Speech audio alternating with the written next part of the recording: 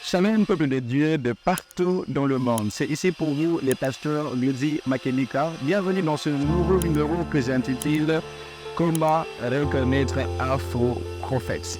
Alors avant de commencer cette vidéo, j'aimerais que tu t'abonnes à ma chaîne pour ne pas manquer les prochaines sessions des enseignements.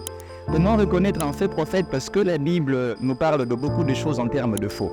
La Bible nous parle de faux apôtres, de faux circoncis, de faux frères, de faux docteurs, mais aussi de faux prophètes. Et aujourd'hui, nous ne parlons que de faux prophètes. Alors, comment le reconnaître? À tout de suite.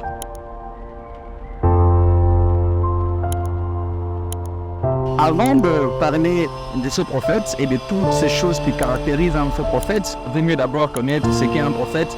Alors, lorsqu'on parle d'un prophète, il y a beaucoup de termes hébreux, grecs qui nous aident à définir le prophète, mais qui sont quand même un peu imprécis. Mais la Bible nous donne le moyen dans Exode chapitre 7, le verset 1 à 2. C'est Dieu qui est en train de parler à Moïse, lui disant « Tu seras Dieu et Aaron sera ton prophète ». En d'autres termes, Aaron sera ton porte-parole. Un prophète, c'est qui? C'est un porte-parole de Dieu. C'est une personne qui a reçu la charge et le mandat de parler de la part de Dieu à son peuple. C'est un petit médiateur qu'il y a entre Dieu et son peuple. Sa mission est de faire parvenir le message de Dieu à son peuple. C'est ainsi que dans cette charge, vous avez deux tâches importantes dans la vie du prophète. La première charge du prophète, c'est d'abord d'écouter Dieu, d'écouter ce que Dieu a dit et ensuite de transmettre le message de Dieu au peuple. Par ces deux tâches, d'abord celle d'écouter et ensuite celle de parler au peuple ou de transmettre au peuple le message de son Dieu. Vous remarquez qu'ici, déjà, va se dégager trois types de prophètes. Il y a le bon prophète. Le bon prophète, c'est qui? C'est le prophète qui écoute Dieu et qui transfère fidèlement ce que Dieu lui a dit de dire. Le deuxième type de prophète, c'est un faux prophète. Ça veut dire il n'écoute pas Dieu. Ça veut dire la première tâche est déjà exclue. De son côté, il n'écoute pas Dieu, mais il parle quand même au peuple de Dieu, au nom de Dieu. C'est quelqu'un qui vient au nom du Seigneur sans avoir reçu un réel message venant du Seigneur. Et nous avons un troisième type de prophète qui est un prophète désobéissant. Le prophète désobéissant, lui, écoute Dieu, mais refuse d'aller parler au peuple de Dieu ce que Dieu lui a dit. L'exemple de Jonas qui, lui, a écouté le message de jugement que Dieu lui envoie de donner à Ninive, mais lui ne donne pas ce message. Comment découvrir un faux prophète? Première chose sur un faux prophète, c'est qu'un faux prophète n'annonce jamais les malheurs. Faites attention avec tous les prophètes qui ne disent que vous serez bénis, qui ne disent pas que vous avez péché, qui ne vous rappellent pas votre vie de sanctification, qui ne vous disent pas que vous devez encore vous consacrer un peu plus, mais qui en vous parlant vous rappellent que vous devriez être bénis. Lui ne dit que tu seras béni, tu iras de l'avant, je vois la grâce de Dieu sur toi, je te vois aller de l'avant, je te vois progresser, monter comme une étoile. Il n'a que de messages de bénédiction. Faites attention avec ce prophète. 1 Roi chapitre 22, vous lirez à partir du verset 11 au verset 12, ces prophètes, cette troupe de prophètes a dit à Sédécias, tu vas gagner ces combats. Et il avait perdu ce combat et toute sa royauté a été renversée.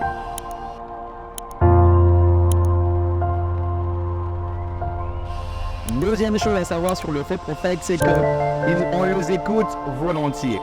Le faux prophète aime des gens qui les écoutent. Aujourd'hui, même en ce temps de la fin, beaucoup de personnes veulent écouter des prophètes ou des hommes de Dieu qui leur disent des choses qui leur plaisent.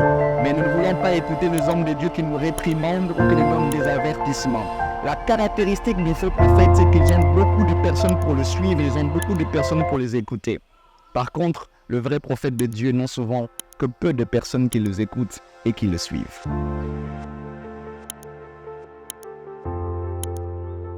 Troisième caractéristique de faux prophète, la Bible déclare dans Jérémie, lorsque Dieu est en train de donner son mandat à Jérémie, il lui dit « Ils te feront la guerre, mais ils ne te vaincront pas ». La troisième caractéristique est que le faux prophète s'oppose au vrai prophète toujours. Vous allez voir que dans les climats ministériels aujourd'hui, il y a des hommes de Dieu qui sont en conflit avec d'autres serviteurs de Dieu, ces hommes de Dieu qui ne parlent pas à ces autres serviteurs de Dieu. Et c'est comme ça que ça se passe. les vrais prophètes sont en conflit permanent avec le faux prophète. Et le faux prophète combat le vrai prophète. C'est comme ça que c'est combat. Et Dieu va dire à Jérémie, ils te feront la guerre, mais ils ne te vaincront pas. En fait, ces passages veulent dire que le faux prophète viendront te déranger, viendront te combattre, mais ils ne te vaincront pas. Donc je disais, troisième caractéristique, le faux prophète combat toujours le vrai prophète.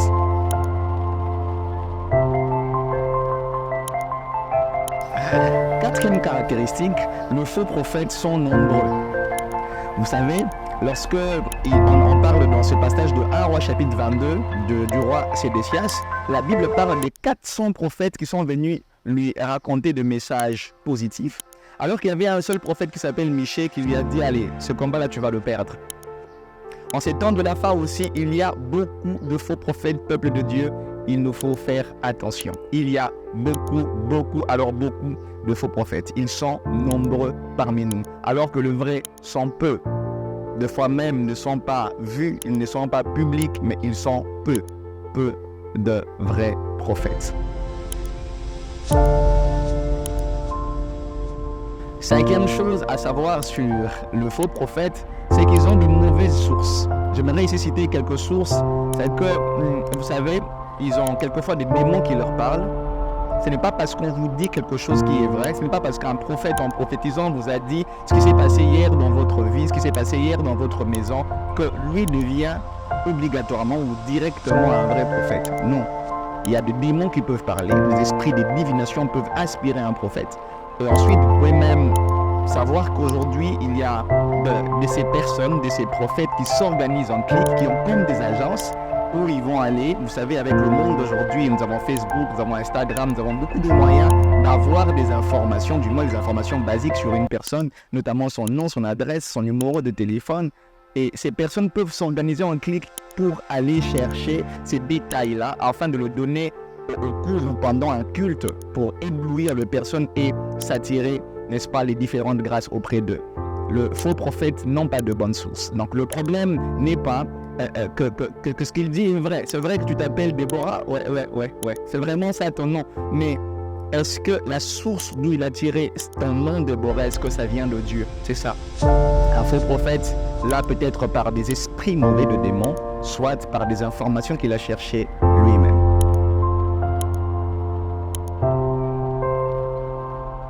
Sixième chose à savoir sur le faux prophète, lui, ne prophétise que sur les riches. Vous savez, nous sommes dans un milieu hétérogène. L'église est remplie de beaucoup de personnes. Il y a le pauvre et les riches. Et puisque le faux prophète sont des serviteurs de leur ventre, ils ne prophétisent que sur ceux qui ont de l'argent. Ils ne prophétisent que sur ceux qui sont en Europe. Pour nous qui sommes ici au Congo-Kinshasa, ils ne prophétisent que sur ceux-là qui viennent en véhicule. Ils ne prophétisent que sur cette maman-là qui a un bijou. Le faux prophète ne veut prophétiser que pour les riches. Et vous me voyez venir, le but c'est de s'attirer l'argent, de gagner de l'argent auprès de ces personnes-là. Écoutez, serviteurs de Dieu, servantes de Dieu, Dieu nous a établis pas pour les riches, Dieu nous a établis pour tout le monde. Tous avons besoin de Dieu. Mais vous remarquerez que depuis que vous êtes là, vous n'avez jamais reçu un message de Dieu. D'ailleurs, vous vous demandez pourquoi on ne me localise pas, pourquoi Dieu ne me parle pas. Parce que le faux prophète veut avoir de relations avec ceux qui ont beaucoup plus de moyens et il laisse de l'autre côté ceux qui n'en ont pas. Septième chose ou septième signe qu'on doit reconnaître à ce prophète, le faux prophète, lui, son message n'est pas conforme aux Écritures. Bien aimé, la Bible déclare ne mettez pas foi à tout esprit, n'est-ce pas? Et la Bible nous propose, même nous demande de prendre toutes les prophéties et les faire passer par l'analogie de la foi, de les faire passer par la parole de Dieu. Remarquez qu'un prophète est faux si ce message, si son enseignement n'est pas conforme à la Bible. N'allez pas dans une église où il y a beaucoup de personnes. Ce n'est pas parce qu'il y a beaucoup de personnes que Dieu est pleinement là. Dieu est souvent dans les églises où il y a peu de personnes. Il remplit ces lieux de sa présence. Regardez la qualité de l'enseignement pour déterminer si un prophète est réellement un prophète de Dieu. Son enseignement est-il fondé sur la parole de Dieu? Est-ce qu'il ne sort pas certains passages de son contexte? Est-ce qu'il dit ce qui est vrai? Est-ce que son enseignement est conforme à ce que Jésus a enseigné? Ainsi, vous allez dire si c'est un vrai ou un faux prophète.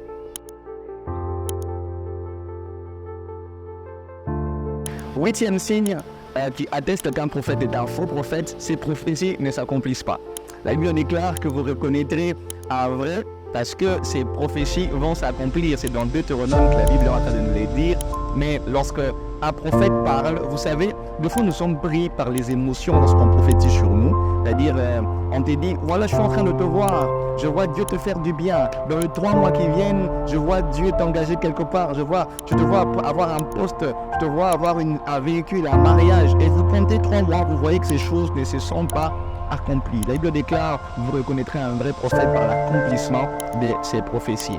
Si vous êtes là, vous êtes rempli d'émotions, des fois vous oubliez les différents délais qu'on vous a donnés pour l'accomplissement. Je ne dis pas que tout accomplissement est certainement lié aux paroles de prophètes. Des fois aussi, nous, en tant que personnes qui attendent la prophétie, nous pouvons faire en sorte que ça traîne ou que ça prenne beaucoup plus de temps. Mais la plupart des fois, le prophétie d'un prophète qui ne se réalise pas veut seulement nous dire que ce prophète n'est pas un vrai prophète.